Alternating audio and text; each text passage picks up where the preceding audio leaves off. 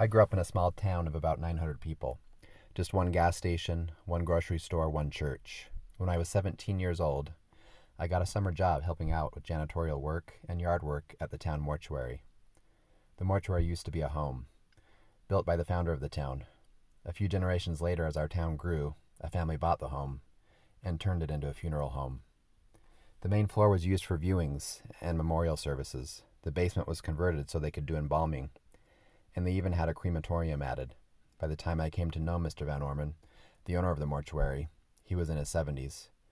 None of his kids had stuck around to help him run the family business, so he hired people from town to help, though he still did all the work on those who had passed on. I met him when my grandpa died. I'll never forget seeing my grandpa in the casket. It was the first dead body I'd ever seen. I remember thinking how gray his face looked. It looked like him, but at the same time, it didn't look like him. Mr. Van Orman was very friendly and kind with my family. I remember just feeling like he must be a good person. The following summer is when I started working for him. Some days I would mow the lawn in front and back of the house. Other days I would pull weeds or rake leaves. Other days it was just dusting and cleaning the house, taking out trash, cleaning the bathrooms. Then one day he had me come downstairs with him and he taught me how to clean out the crematorium after a cremation. After a few months of the same routine, yard work, cleaning, occasionally cleaning out the crematorium, he showed me the process of embalming. The body was of a 24-year-old young man. He had taken his own life. There was a bluish-red line around his neck. One of his eyes was open. I'll never forget how red it was and how blue and white his face was. Mr. Van Orman showed me how to drain the body of fluids, and then how he put the embalming fluids in. He then showed me how the grooming was done, trimming fingernails, hair, and eyebrows, and then applying makeup to the face. This young man went from looking bad to almost lifelike again, like he was just sleeping. I ended up learning a lot about preparing the bodies for services that summer, but I never got comfortable with it. There were a few times where Mr. Van Orman left me to close up the basement, even though he lived on the top floor of the house. To this day, I still get goosebumps on the back of my neck, thinking about being down there alone with the bodies. People who, just a few days before, had been alive. Of course, none of that was as scary as what would happen the last week of summer that year. Mr. Van Orman rarely went on vacation, but this week he told me he had to go visit his sister, about 3 hours south of our town. So my last day of work for the summer would be Thursday of that week rather than Saturday. This was fine by me, because there was a big end-of-summer party some of my friends had planned for that Saturday up at the lake. My work that day included cleaning and organizing the embalming room. As part of the process of cleaning the room and supplies, I would put on a cleaning jumpsuit. It was not until the next day, when it was time for me to go to the grocery store and get some drinks and snacks and gas up my truck for the party, that I couldn't find my wallet. I quickly remembered that I had left it in the locker downstairs at the mortuary. My heart sank. Mr. Van Orman was now gone. I wouldn't be able to get in until he got back. Then it occurred to me. I knew where the spare key was. No one was there. I could go back to get my wallet and be in and out in less than 3 minutes.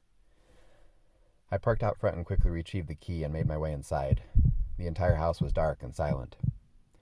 I made my way through the living room, past the kitchen, and to the stairway at the back of the house that led to the basement. The stairs creaked as I slowly made my way down. As I got to the bottom, I heard something strange that caused me to stop dead in my tracks.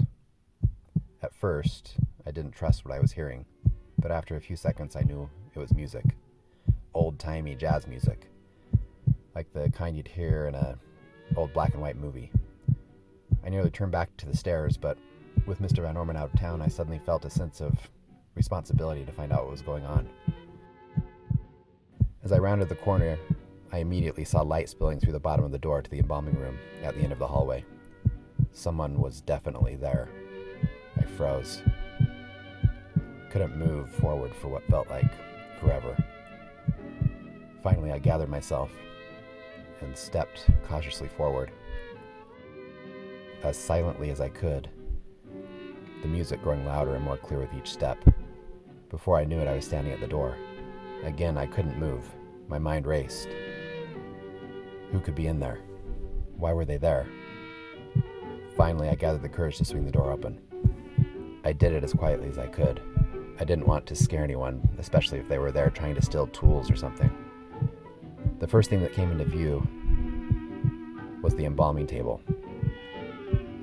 then the embalming tool cart, then brown curly locks of hair in the face of a young woman, a dead woman, a corpse, but it was somehow sitting upright.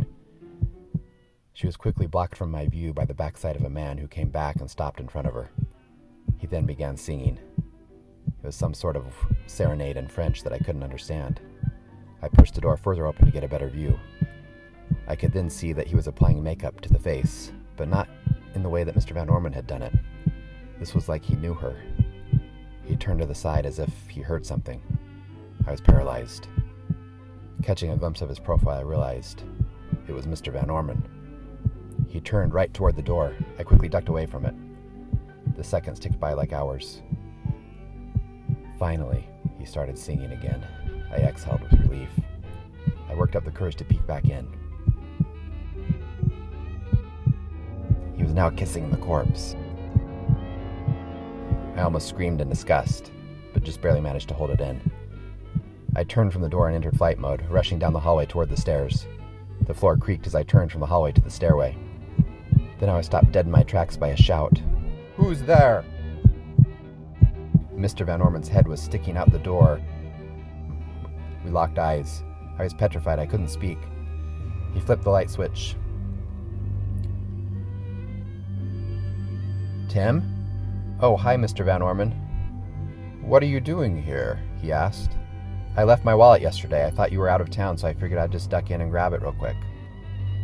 "Oh, of course," he said, with a half-hearted chuckle. "Where is it? I'll grab it for you." "In the locker room, I think." Mr. Van Orman ducked back in the embalming room, and I thought about running for it again, but I didn't. I'm not sure why. A moment later, he came out, holding it in his hand. He stopped and held it out, forcing me to walk all the way down the hallway from the stairs to get it from him. As I reached him, he brought it back into his chest so I couldn't reach it. We locked eyes for what felt like an eternity. For a second, I thought he might grab me, but then he finally spoke. "We had a body brought in late last night, the pastor's daughter. I knew I had to prepare her before I could leave town, so I delayed my departure." He lowered the wallet slightly. I reached for it and grabbed onto it, but he didn't release it. There was a long, uncomfortable pause where we were both holding the wallet. He stared into my eyes. I was certain he knew I had seen what he did. Finally, he spoke. "You have a good last weekend of summer and a great school year, Tim." "I will, thanks."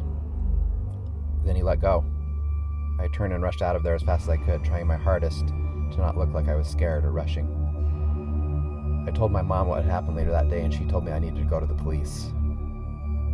I told the police about it, and they said even if what I had seen had really happened, and no matter how creepy it was, he hadn't committed a crime.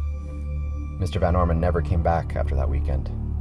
When they couldn't find the body of the girl, they went on a manhunt for him. They never found him. Eventually the mortuary was boarded up, but every time I drive by it, I can't stand to even look at it.